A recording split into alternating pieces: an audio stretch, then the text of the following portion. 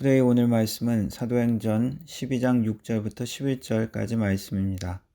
헤롯이 잡아내려고 하는 그 전날 밤에 베드로가 두 군인 틈에서 두 쇠사슬에 매여 누워 자는데 파수꾼들이 문 밖에서 옥을 지키더니 홀련히 주의 사자가 나타나매 옥중에 광채가 빛나며 또 베드로의 옆구리를 쳐 깨워 이르되 급히 일어나라 하니 쇠사슬이 그 손에서 벗어지더라. 천사가 이르되 띠를 띠고 신을 신으라 하거늘 베드로가 그대로 하니 천사가 또 이르되 겉옷을 입고 따라오라 한데 베드로가 나와서 따라갈새 천사가 하는 것이 생시인 줄 알지 못하고 환상을 보는가 하니라.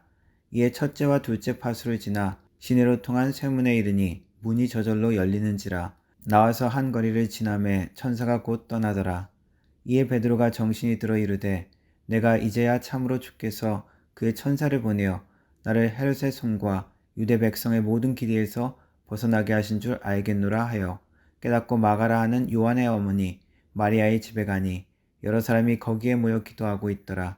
베드로가 대문을 두드린데 로데라 하는 여자아이가 영접하러 나왔다가 베드로의 음성인 줄 알고 기뻐하여 문을 미처 열지 못하고 달려 들어가 말하되 베드로가 대문 밖에 섰더라 하니 그들이 말하되 내가 미쳤다 하나 여자아이는 힘써 말하되 참말이라 하니 그들이 말하되 그러면 그의 천사라 하더라. 베드로가 문 두드리기를 그치지 아니하니 그들이 문을 열어 베드로를 보고 놀라는지라. 베드로가 그들에게 손짓하여 조용하게 하고 주께서 자기를 이끌어 옥에서 나오게 하던 일을 말하고 또 야고보와 형제들에게 이 말을 전하라 하고 떠나 다른 곳으로 가니라. 아멘. 오늘 말씀은 베드로가 세 번째 투옥된 이야기입니다. 세 번째여서 그런지 아니면 이번에는 동료가 없어서 그런지 야고보처럼 사형당할 수 있는 상황인데도 불구하고 그는 깊은 잠에 빠졌습니다. 천사가 그의 옆구리를 차서 깨웠다고 말하고 있습니다. 주님의 능력과 역사를 체험하는 성령 충만한 사람들은 이처럼 상황에 관계없이 평화를 누리는 것 같습니다. 베드로는 그 천사의 도움으로 감옥을 나오게 되고 형제들에게 돌아옵니다. 그러나 급한 밤에 문을 열지 않은 이 여자아이와 그것을 믿지 않았던 제자들 때문에 베드로는 한동안 문 밖에 그냥 서 있었어야 했습니다. 오늘 말씀은 기도의 응답과 믿음에 대한 도전을 주는 말씀입니다. 신앙생활을 오래 하다 보면 기도의 응답에 대해 별로 그렇게 기대하지 않고 습관적으로 기도할 때가 있습니다. 왜냐하면 기도하는 가운데 응답되지 못한 경험도 있기 때문입니다. 치유를 위해 기도해도 낫지 못하고 오랫동안 고통을 당했던 경험이 있을 수 있습니다.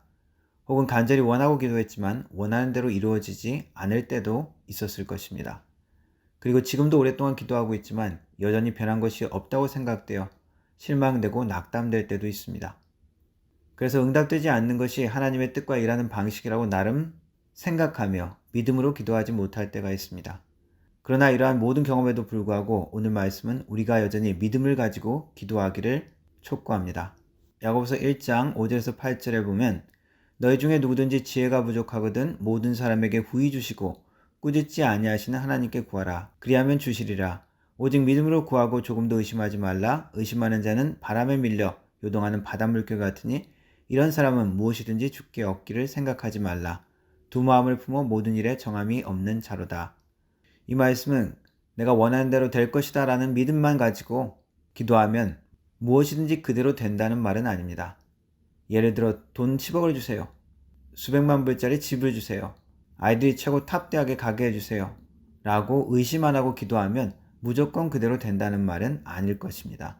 일단 하나님은 때로 의심하는 자들의 기도도 들어주십니다. 오늘 베드로를 위해 기도했던 그들도 마찬가지였고 예수님의 기적도 믿지 않는 자들 가운데 죽은 자를 살리시거나 하는 기적을 보이시기도 했습니다. 그러나 응답에 대한 믿음은 여전히 필요합니다. 예수님은 믿지 않는 사람들이 많은 곳에서 많은 능력을 행하지 않으셨습니다.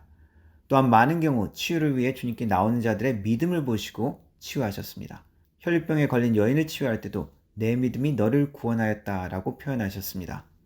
그래서 참된 믿음은 내 소원대로 된다는 확신이 아닙니다. 주님을 신뢰하는 것이 참된 믿음이라 할 수 있습니다.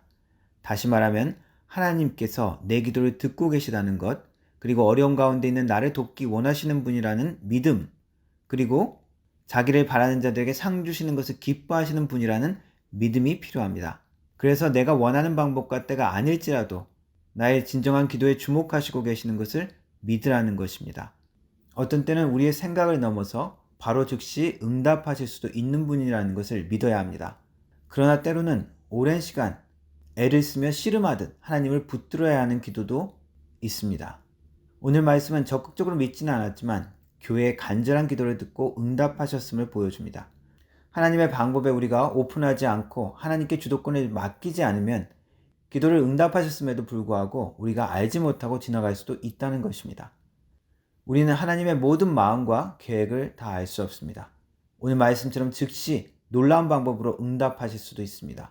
그러나 어떤 기도는 즉시 응답하지 않으심이 복이라는 것을 믿어야 합니다. 내가 원하는 대로 되는 것이 가장 좋은 방법이 아닐 수 있기 때문입니다. 또 어떤 때는 우리에게 인내하고 하나님을 붙드는 기도를 원하십니다. 여러 가지 기도와 하나님의 응답 가운데 우리에게 원하시는 것은 하나님께 주도권을 맡기고 끝까지 그분을 신뢰하며 나가는 것입니다. 기도하겠습니다. 하나님께서 응답해 주시는 방법과 우리의 기도하는 모습을 보면서 우리의 한계와 연약함을 다시 한번 돌아봅니다.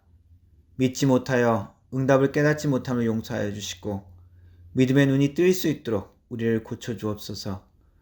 또한 응답이 없다고 실망과 낭만 가운데 있기도 합니다. 하나님, 그러한 때에도 불평과 원망이 우리를 지배하는 것이 아니라 하나님께서 모든 좋은 것으로 우리를 만나주시기를 원하시는 좋은 아버지 되심을 믿게 하여 주시고 믿음으로 주님을 끝까지 붙들 수 있도록 힘주시옵소서. 예수님의 이름으로 기도합니다. 아멘.